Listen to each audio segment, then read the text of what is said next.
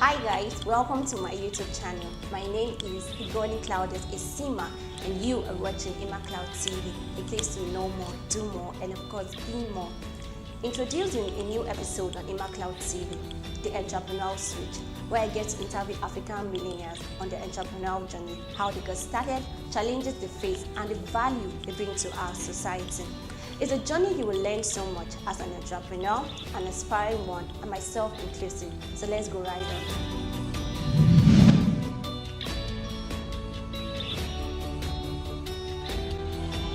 Save, invest, career-wise.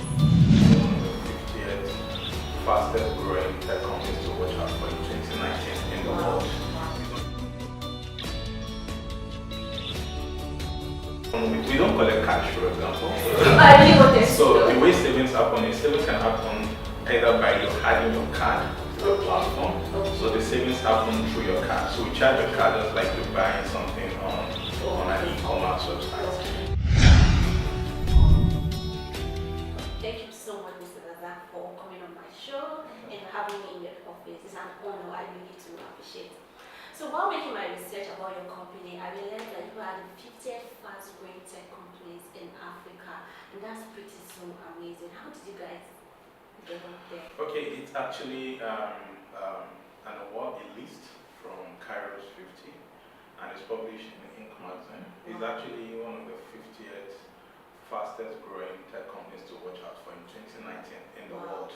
It's not even in Africa. I think we're the only African company on that list. Are you serious? Yes, we feel it as a privilege because what Kairos focuses on is a company that is largely leveling the playing field for the low-income earners to be able to have access to the services that originally they won't have access to. And they see the task we're doing in Kairos, the vision we're building in Kairos, in terms of democratizing access to financial services as an important element of that. That's so amazing.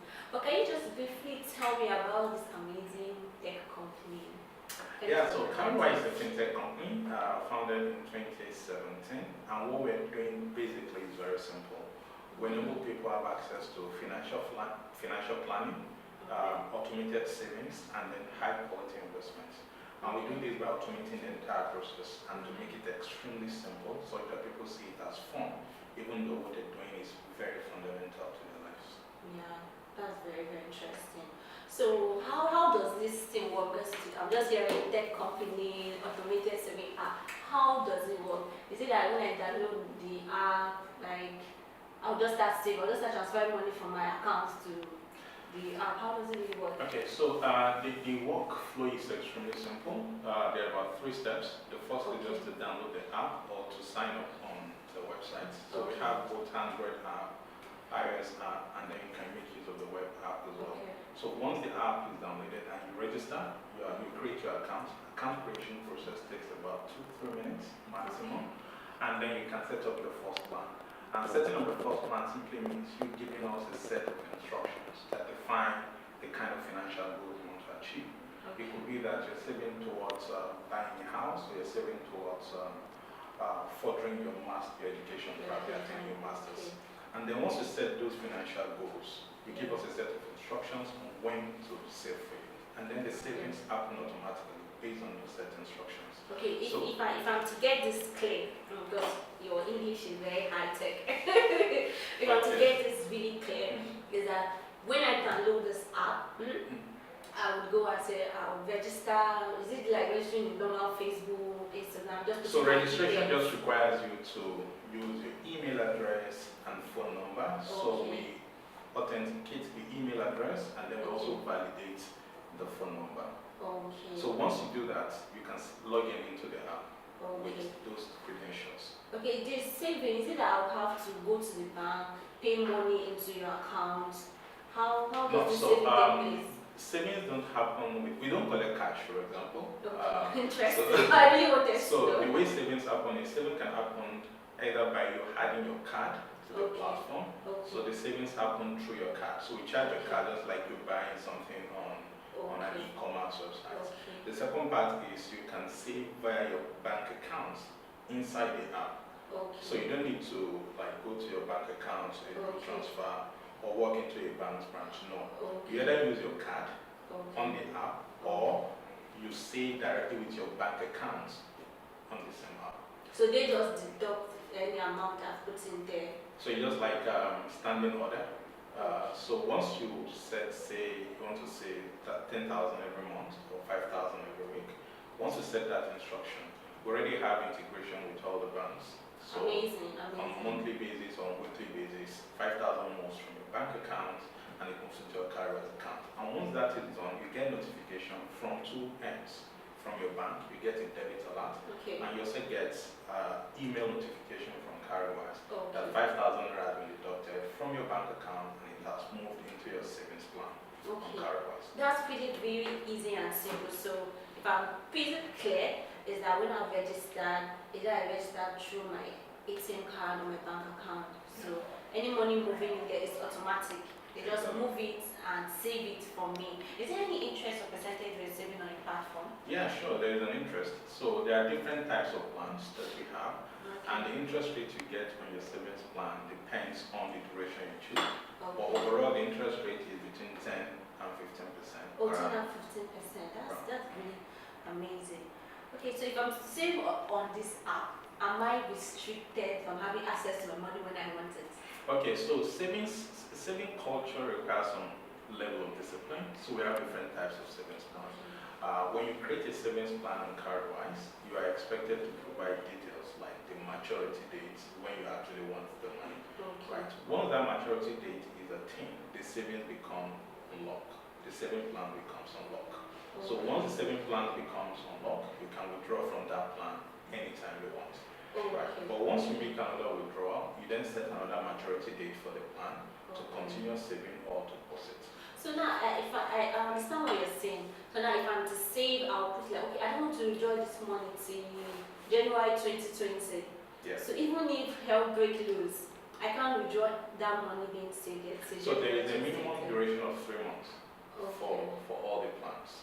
So if you create a plan and the minimum duration hasn't been attained, you may not be able to make withdrawal from that plan.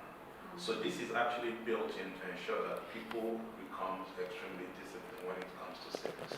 But after the 3-month period, even if after the 3-month period, if your plan has matured, you can decide to make withdrawal or to roll it to enjoy compound interest over time. Yeah, that's really amazing. So what made you decide to start an automated saving platform? Because it's a really amazing idea that actually helps we young millennials, in fact everybody, to save and manage their finances. What made you to really? Okay, so Carrierwise is even much more than just a savings app because there are 2 parts to that. When we save for you automatically, and then the money is then invested automatically as well into securities that are issued by the Central Bank of Nigeria and the Federal Government of Nigeria. Securities like treasury bills and government bonds. Right.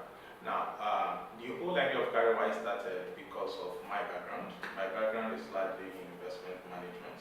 I started work as an investment analyst, largely, so I understand that industry a bit. And also, given the kind of requests we usually get from people in terms of what do you invest in, what do you save in. Saving is, bank accounts have savings accounts, right? Banks have savings accounts generally.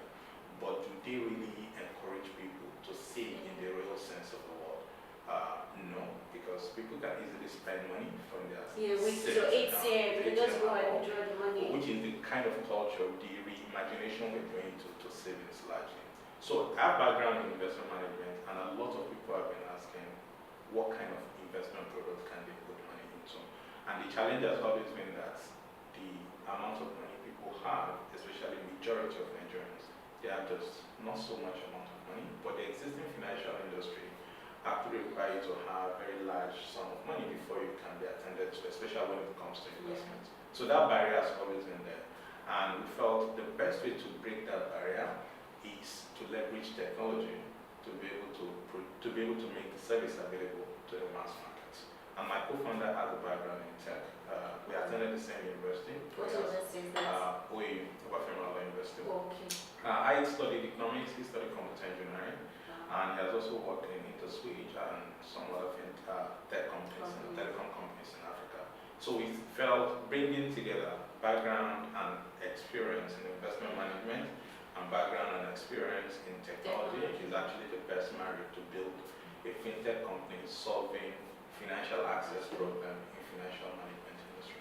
Okay, that's really amazing. So you always ask my question. My next question is like, what were you really doing before you started Carnival? Yeah, so I mentioned earlier, I started out as investment analyst. I've always been in investment management industry before CareerWise. Okay. Okay. So prior to now, okay, I think you've actually answered that in all of these. So what was most challenging to you when you started? So I think the most challenging for us when we started was getting the team that we actually build out. Getting the right team. Getting the right team. So there are many parts to the product, right? Yeah, the financial management part is there, and then we have the development part, which means you have to develop the application itself. Yeah. And then the second part is designing the product, because you might have a very good product, but if the user experience is not solid enough, people might not find it intuitive enough or attractive enough to use. So getting the right team was a major challenge, especially the team that believes strongly in the vision of the company and the team that is willing to go all along to ensure that the vision gets materialized. So one of your major challenges was getting the right team. Okay, because we're actually in Nigeria, basically in Nigeria, starting getting on your entrepreneurial journey. That's what this show is all about, the entrepreneurial street. Getting on the entrepreneurial journey, one major reason is trying to raise funds, getting the right network, the right people to work with. So did you come across any of these challenges?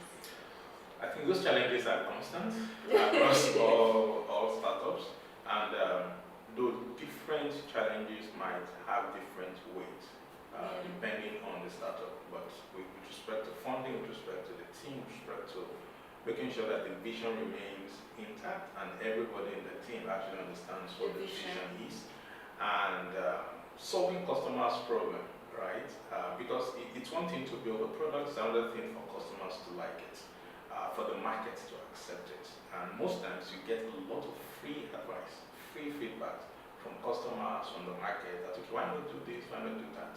So ensuring that those feedbacks are quickly incorporated into the entire product flow to ensure people's expectations are met is something that every startup copes with every day. So doing that is a whole lot of work, because it means you have to encourage getting feedbacks, and you have to ensure that the team is strong enough to implement those feedbacks as quickly as possible. Yes, okay, that's amazing. So in 2017, I was introduced to this app by a friend of mine, and I was a bit skeptical. That was in 2017 because that was the referral of MMM and we just coming out of it. So I was a bit skeptical. So I decided to start with 200 every day. It was amazing. So far, my experience with this, your tech company, has really helped my personal finance. Sometimes emergency, I just go, okay, I have one place now, just throwing my school money, and I go and collect it. But somehow, what is this form of security you have that one day this app will not crash, disappear, and our money goes into the thin air? You know, Okay. what's the form of security? Okay, so I'll start from the fact that it's quite unfortunate that we have a lot of schemes, a lot of Ponzi schemes running around. And in the past couple of weeks, if you notice, we've been campaigning against that as a company. There's a new one called Loom. Loom, yeah. That just came get, out. yes. It's 2,000 naira, get 16,000. I'm like, how? Yeah, so we've been running a lot of campaigns on our social media platform. We even wrote a very beautiful blog on how to identify Ponzi scheme, right? We realized that if the right guys, if the right companies, if the legitimate savings and investment platforms don't go out there to meet people, to educate people, people will be subjected to whatever they are given, like MMM and right. So for CareerWise, the most important thing for us is one, the registration, one, and second is the form of securities we put in place to ensure that people are actually safe. And this is how it was. it is, any company can tell you they are secure, but the most important thing is how is that security, and how does it work. So in the case of Carwise, for example, we have a trust agreement with Meristem Trustees I Limited. didn't get that. We have a trust agreement Okay. with Meristem Trustees Limited. Okay. So Meristem Trustees Limited is registered with the Securities and Exchange Commission. So Securities and Exchange Commission is the overall regulatory body in the investment management industry, just like what the CBN is doing with banking. So if you're talking about banking services like GTB, Access Bank, they are all regulated by the Central Bank of Nigeria. If you're talking about investment management like saving, investing in securities, treasury bills and bonds, or capital markets players generally, they are regulated by the Securities and Exchange Commission. Okay. So what we do in Carwise is we have that agreement with Meristem Trustees, and every saving you do on Carwise is actually invested in security, directly in securities issued by the Central Bank of Nigeria and the Department of Debt Management Office. Debt Management Office issues bonds on behalf of the federal government of Nigeria. So once the savings are invested in those securities, they are then held in trust by Meristem Trustees Limited on behalf of all the savers. So in that wise, nobody can, the money is not sitting with Carwise, for example. Yeah, it's not in your bank It's account. not in your bank account. So the money is actually invested, generating returns, modest returns, and those instruments, the certificate of investment, are now sitting with the trustee. So that structure is a proactive approach to avoid any risk from happening or any risk from crystallizing. And it is very similar to what currently obtains with the security structure that pension industry has.